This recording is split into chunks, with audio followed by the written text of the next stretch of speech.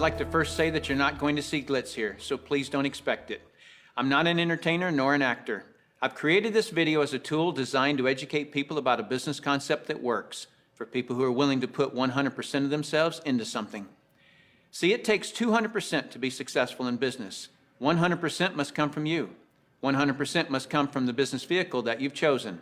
Business vehicle meaning how you earn your living, how you support your family.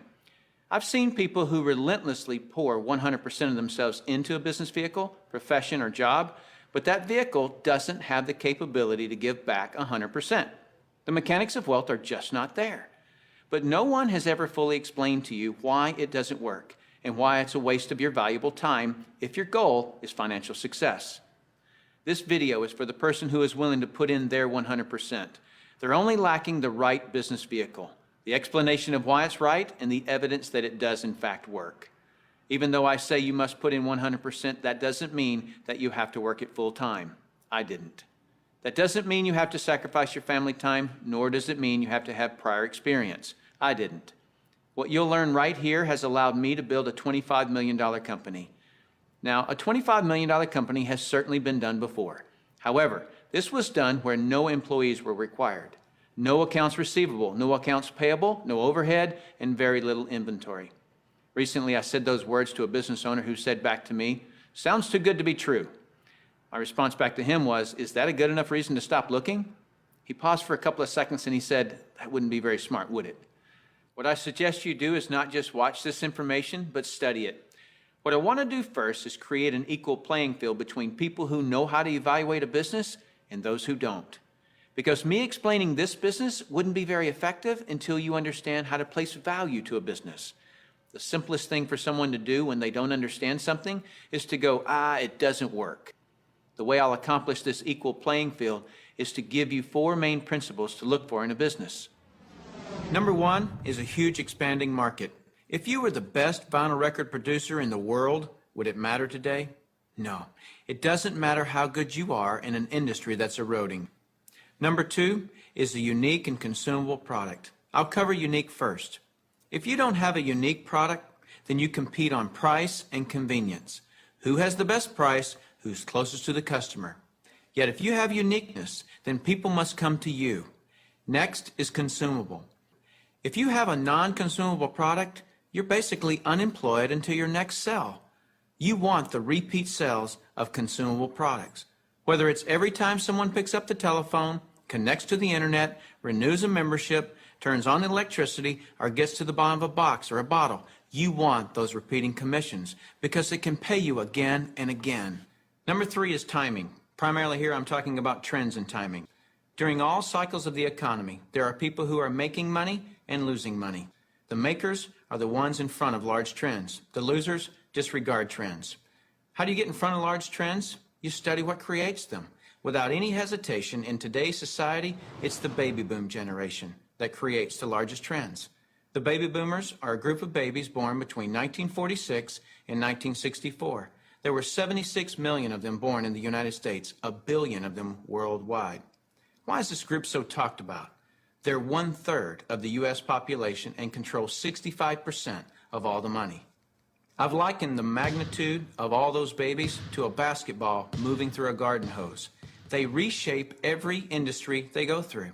See, if you can predict where this basketball is going down the garden hose, you possess the ability to make fortunes. I want to give you some historical examples of the obvious buying patterns of these boomers. It started with a company called Gerber back in 1940, who were barely known. But by 1955, just 10 years after the boomers were born, they had sold 1.8 billion jars of strained baby food. As the boomers took their first steps, it was Buster Brown and Kenny Shoes. When the boomers went out to play, Mattel and Hasbro got rich providing toys to this young group. In 1957, we built more elementary schools in the U.S. in 1 year just to handle the overflow than we did in any 12-year period before or after. As the boomers went through their teens, Dairy Queen, McDonald's, Kentucky Fried Chicken became billion-dollar companies feeding the boomers. When the boomers moved through their 20s and 30s, which was in the mid-70s, what was the industry to be in? Real estate. Why? Because the boomers had heard from their parents one time too many, as long as you're living under my roof, you'll do as I say. So they wanted their own roof. which created a 15-year real estate boom. And people are still talking today about the great time frame to be in real estate. Then what happened to the real estate market in the late 80s? It began its decline. Why? The basketball had moved through the real estate industry. Another example of this is the U.S. stock market. Several years ago, I heard a stock market analyst speaking on the radio saying that he just couldn't believe the stock market had a 15-year rise. Notice the number 15 years keeps coming up. Anyone with a good understanding of the baby boomers could have seen this coming and profited from the recent stock market activity. Why does this 15-year number keep coming up? Because the baby boomers were born between 1946 and 1964. And so 18 years separates the front edge from the back edge. A very important number for you. If you look for trends on the front side of the basketball, you get the full 18 years for your products to be popular. That's the reason you study the nose of the basketball. So your business, no matter what your business is to be looking at what industries are expanding or which industries are about to expand. You shouldn't care how long you've been doing something or how long you've been in school to learn something. Are you in front of trends or not? Don't have a loyalty to something just because you've been educated in it or doing it for a long time. So looking at the current trends, we basically got 1 billion people who are in their 50s and 60s. Since that's the case, what business do you want to be in? Let's look at some obvious current and future trends. Health and looking younger are going to be tremendous trends. The boomers do not like what aging is doing to them. So products that fend off aging as well as vanity issues will continue to boom. Businesses that focus on retirement issues will do very well. The crux of it will start with the boomers having enough money to retire. Businesses that offer ways to make money will obviously flourish. Legal matters such as wills and estate planning will become large trends.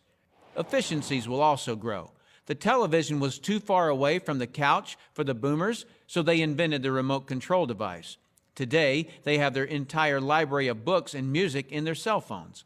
The boomers have always been enamored with technologies that make life easier. These technologies will actually create industries. For example, the computer created the need for antivirus software. The internet has created a need for identity theft protection and firewalls. But there will be many additional industries created by the computer and internet technologies. It is the computer plus the internet that made the iPod, iPad, and iPhone possible. As a side note, the baby boomers are not the only trendsetters. They are just the largest and have most of the money. As the world becomes one, the international market will play a big role, as well as the group born just after the baby boomers that are known as Generation X. But remember, the boomers control 65% of all the money. So when a bright Generation X person creates a great new product or service, they must make it simple enough that a baby boomer can understand it. Otherwise, that product will not reach mass acceptance. Those are some of the big trends. So if you want to be brilliantly compensated, you must focus on industries and companies that have positioned themselves in front of these trends. All right, let's move forward. Number 4 is leverage. I'm going to spend some time on this one because we're not really taught this in our society. We're taught to go get a good education, build a resume, and exchange our expertise for someone's dollars. The problem with that is if we're not exchanging our expertise, we're not making any dollars. So vacation time is costly. A walk around the golf course, costly. Family time, although extremely important, is costly. I'll define the word leverage as an increased means by which to attain something. One form of leverage is investing $5 million and earning 10% interest, which will yield you about 41 grand a month in income. So whether you're enjoying family time or playing golf or vacationing, you're still enjoying 41 grand a month in income. You're leveraging off your money. That's a leverage everyone would love, but very few have it. Let me explain another kind of leverage that's available to everyone, including yourself. Incidentally, if you get nothing more out of this video than a better understanding of this little simple concept I'm going to explain, you'll have gained something very valuable for watching it. Imagine, if you will, you own a company. You employ just one person, me. I work for 8 hours on Monday. You work for the same 8 hours on Monday that I do. Now listen closely. You get paid on 16 hours worth of work because you take a portion of my productivity as income back to yourself. You're leveraging off my efforts because I'm your employee. So theoretically, the more employees you have working for you, the more leverage you have. However, have you ever had employees? If you have, you know that in theory, hiring employees sounds great, but it's very difficult to reach leverage through employees. I've heard it said that if you have one employee, you have one headache. If you have 100 employees, you run an adult daycare center. And the reason being is this: no employee will ever work as hard for your company as you will, because they don't own it. Here's my rule of thumb for reaching true leverage. If there's one sentence that epitomizes the entire video, it would be this: to have true leverage, you must create a situation where everyone has the same amount to gain. Only then do you have true leverage. Let me give you an example of this type of leverage. Let's say that I'm a real estate broker and I hire an agent named Robert. Robert goes out and sells a building. Robert earns a percentage of the selling price of the building, and so do I, the broker. Why do I, the broker, earn a percentage when it was Robert who sold the building? Well, I did some of the advertising. I trained Robert. I had the initiative to go get my broker's license in the first place. I put up the risk. I did a lot of things. And so it's valid that I, as the broker, earn my money. But Robert doesn't work for me as an employee. He's an independent contractor. He just hangs his real estate license on my wall. My point here is the broker and the agent have the same amount to gain from the sale of the home. It is totally in the agent's interest to earn more money, which is a form of leverage for the broker. There is a flaw in this leverage situation that I've shown you, and it's this: the broker can have multiple agents, but the agents cannot. The broker has leverage, the agents don't. Until the agents do what most brokers dread. What happens when I, the broker, have been real effective at teaching Robert to be a good agent? What's Robert going to want to do in a couple of years? Be his own broker, right? Is this good for me, the broker? No, because as soon as he becomes a broker, two bad things happen to me. Number one, he breaks away from me and I lose him as an income source. And two, worse than that, he's now my competitor that I trained. He knows all my good stuff. By the way, this doesn't just happen in the real estate industry. It happens in practically every industry. Have you ever heard the expression, "I'm just going to work there for experience"? What does that mean? It means I'm going to strip them of their knowledge and then go do it myself. If you're a business owner, how many people have you trained who are no longer working for you? How many people have you trained to be your competitors? Well, this gets worse. Let's say that Robert is now a broker right down the street. What will he do now that he's a broker? He'll go out and hire his own agents. And let's say one of those agents is Linda. Linda also eventually wants to be a broker. So she becomes a competitor to me that I indirectly trained, as well as Robert, who I directly trained. And this continues on and on. I actually created a chain of competitors that I trained. What if we did a whole paradigm shift? Here's where this becomes brilliant. Let's say instead I'm going to empower Robert to become a broker. I want him to become a broker from day one. See, the only way that you or I can retain a leader is provide him or her with the same opportunity for growth that we have. Hence, an opportunity where everyone has the same amount to gain. So from day one, I'm going to encourage Robert to be a broker. And when he does, he doesn't break away from me and become my competitor. He shifts from agent to broker, which now allows him to sponsor his own agents.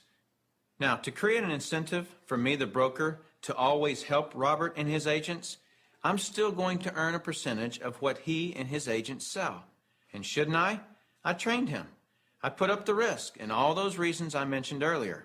Now, the percentage I earn from Robert and his organization should be a lot smaller than when he was an agent, but I should still earn a percentage.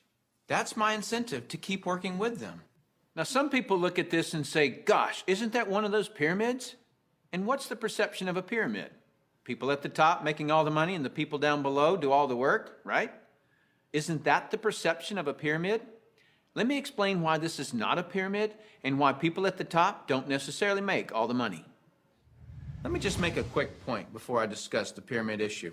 It's not the geometric shape that people have a problem with, This geometric shape is probably the shape of your family tree, the shape of our government. To the architect, it's the strongest structure known to man. Every organizational structure in the world is this shape. So the shape isn't the problem. However, that perception, people at the top earn all the money, let me illustrate that for you.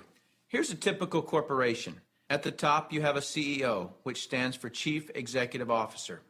Does the president earn more money than the CEO? Not normally. How about below the president? Do any of the vice presidents earn more money than the president? No. Let me ask this question, and I want you to really think about it. What would happen if some of the vice presidents of a corporation made more money than the president? Really, what would happen? Talk about total confusion.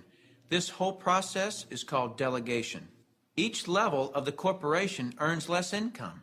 The reason the president can tell the vice president what to do is because they make more money. So the corporate structure is people at the top making the majority of the money, and the people at the bottom do not. The CEO of any corporation earns off the productivity of, or is leveraged off of, everyone in his or her corporation. Whether that CEO personally hired every employee or someone else in the company hires them. So the CEO, and only the CEO, earns on multiple levels of his or her company. And the model that I'm suggesting as being brilliant is where you, the individual, are given that same opportunity to earn on multiple levels of brokers and agents, just as the CEO of a corporation is. From here on, I'll refer to this form of marketing as network marketing. In network marketing, you, the individual, are given the opportunity to earn off the productivity of the people in your organization, whether you personally sponsor them or someone in your organization sponsors them. Remember that I said to reach true leverage, you must create a situation where everyone has the same amount to gain. Well, that's what I just described. Here's what makes the network marketing structure the absolute fairest structure available. In most network marketing companies, everyone can earn a certain number of levels deep of the organization they build. Everyone in the company can earn that same number of levels deep, like maybe 4 levels deep or 6 levels deep. Let's say we use 4 levels. So if you build an organization to be more productive, then you would earn more money than I would, even if you were in my organization. In the example shown, you would earn on 3 levels I couldn't reach, because everyone gets the same number of levels. There are people in my organization right now that earn more money than I do. Do you know what I call that? Fair. Shouldn't it be that way? I mean, take any structure. Shouldn't the most productive person in that structure make the most money? Now I'd like to show you an interview that I did a few years ago with Dr. Charles King, who holds a PhD from Harvard and is a professor of marketing at the University of Illinois at Chicago, who actually teaches network marketing at the university. Dr. King, we're delighted to have you here. I'm pleased to be here, Tim. Dr. King, could you tell us a little of your education and your business background? Tim, I'm a professor of marketing at the University of Illinois at Chicago. I got my bachelor's and master's degrees from the University of Texas in Austin, spent a tour of duty with the Exxon Corporation, and then returned to get my doctorate in business administration from Harvard University. More important to this discussion, over the last 6 years, I've been involved in doing research, teaching, and consulting in network marketing. So coming from such a conservative school, and I know you a little bit, and I know you to be very conservative, what caused you to look at network marketing to begin with? In 1990, we had a major economic recession in the United States. The Midwest and Chicago particularly were very badly hit. As a result, the interviewers stopped coming to campus. We were graduating hundreds of students a semester, and they weren't getting jobs. Our alumni were coming back to us, losing their jobs, looking for help, and we had nothing to offer them. Now, I started looking, because of my background in business consulting, at alternative career paths. I went out and I looked at starting your own business, at home-based businesses. I looked at franchising. I looked at direct selling. And in the direct selling arena, I backed into network marketing. Now, I was very cynical, skeptical. Tim, I was negative about network marketing. They don't teach network marketing at the Harvard Business School, and I didn't know much about it. The end result was one of my students who was on the team asked me, "Why are you so negative about network marketing?" I looked at that young man and I said, "Son, I know enough to know I don't want to know any more." That student looked at me and he said, "Professor, if I gave you that answer to that question with no more information than you have, you would give me an F." I turned to him and I said, "Son, you're absolutely right. I have no basis for that conclusion. You just made an A." As a result, we went to the library, we went to meetings, and for the next 6 months, we did due diligence on the network marketing industry. I visited the top companies, I talked to network marketing leaders, I became an evangelist. In 1990-91, we started teaching network marketing in the marketing curriculum at the university. Suppose you run across the super skeptic. What advice do you have for them? Tim, I would recommend they do precisely what I did. I was a super skeptic. I did my due diligence, I investigated the industry, and I drew my own conclusions. I strongly recommend that you do your due diligence and then begin to define precisely what role you want to play in the network marketing industry. Set realistic expectations. If there's a single cause for failure in this industry, it's the get-rich-quick syndrome, thinking that you can come into the industry and make enormous sums of money with no work. I argue, by contrast, that if you set realistic expectations, you develop a plan of action to guide your business development, you can be successful. And that's coming from a Harvard Business School graduate who was a true skeptic, but through due diligence, he learned the truth. Warren Buffett owns a network marketing company. If you don't know who he is, he's typically listed in the top 5 richest people in the world. He created his wealth by investing in and buying the highest quality companies. Why do you think Microsoft or AT&T, Gillette, Colgate, Citibank, IBM, Toyota, Xerox, Texas Instruments, General Motors, General Electric, AOL, Oracle, Sun Microsystems, Coca-Cola, and many others distribute some or all of their products and services through network marketing?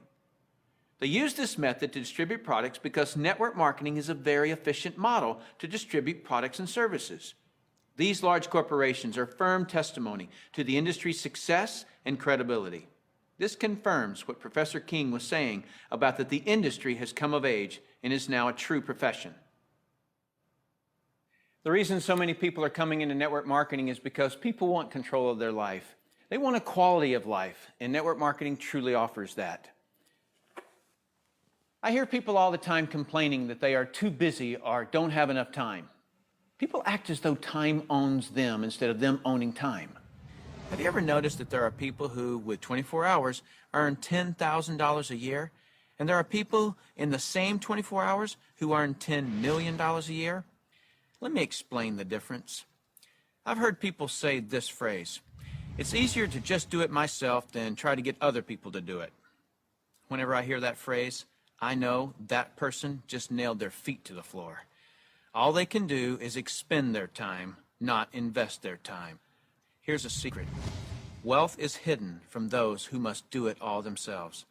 Wealth exposes itself to those patient enough to train others.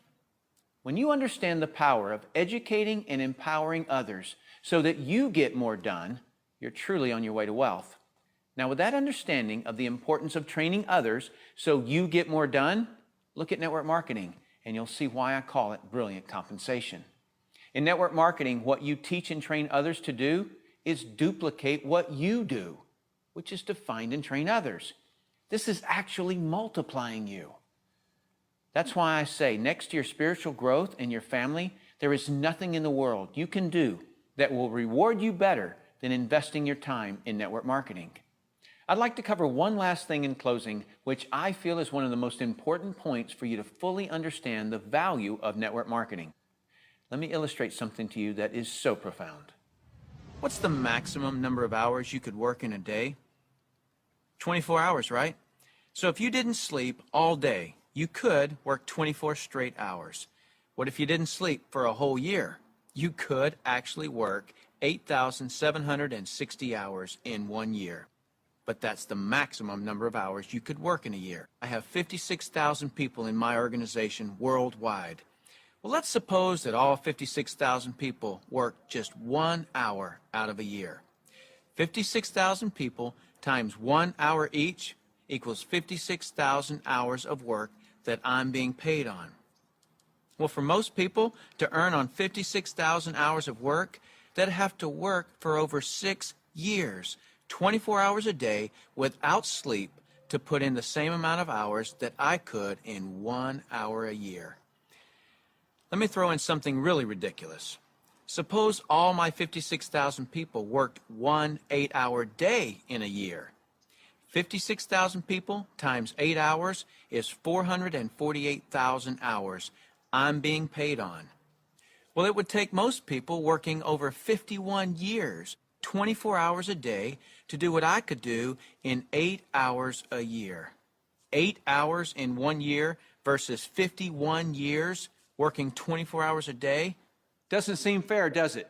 It's definitely not fair. What's not fair is that you haven't understood this until today, and other people have. But now that you understand it, take responsibility for it. Don't go running and try to create reasons why you can't do this. You can do this. I don't say any of this to impress you. I don't need to impress you. This is an educational-only video. My purpose in creating this tool is to contribute back to that woodpile that so generously gave to me. Because network marketing has given me a lifestyle I previously couldn't have imagined. And because network marketing has given me total financial and time freedom, I feel it my responsibility to explain the industry in an understandable way. So I say all of this only to impress upon you that the difference between the wealthy and everyone else is leverage. You've got to understand that. And nothing gives you, the individual, leverage in such an ethical way like network marketing can. So go get a pad of paper, write down what you really want in life, then call the person who gave you this video and tell them whether you're an A, B, or C. C is see you later, no thanks. That's fine with us because your relationship with the person who gave you this video is more important to us than anything. Or you're a B. A B is I may be. I want to first explore the product. If that's you, then do that. Don't procrastinate. The number one killer of financial success is procrastination. People just putting it off until tomorrow, and they've somehow convinced themselves that they'll actually do it tomorrow. You know what I'm talking about. As soon as I'm done with this project, then I'll have more time. Or as soon as little Jimmy gets back to school, then I can, and they never do. If a person has an excuse, they have all they need to fail. Don't let that be you. Get your product today. Or you're an A, and that means absolutely. No, you don't have all your questions answered, but you see enough to start and begin your training. Very well done to you in your ability to make a decision. If it's late at night and you just watch this, don't be concerned that the person who gave this to you is sleeping right now. They'll be up. And if they're not, wake them up. Tell them, hey, now that I understand this thing, I can't sleep. And if I can't sleep, you're not going to sleep. Believe me, they'll appreciate that call. So call that person and tell them whether you're an A, B, or C. That's it. Join us. You'll be glad you did. Now is the right time, the smart time. Thank you for taking the time to view this video. I hope it's been educational to you. What I really hope is that you'll put this information to good use. Next, you'll see some common questions that you can interact with. I look forward to working with you, should our paths cross. I'm Tim Sales.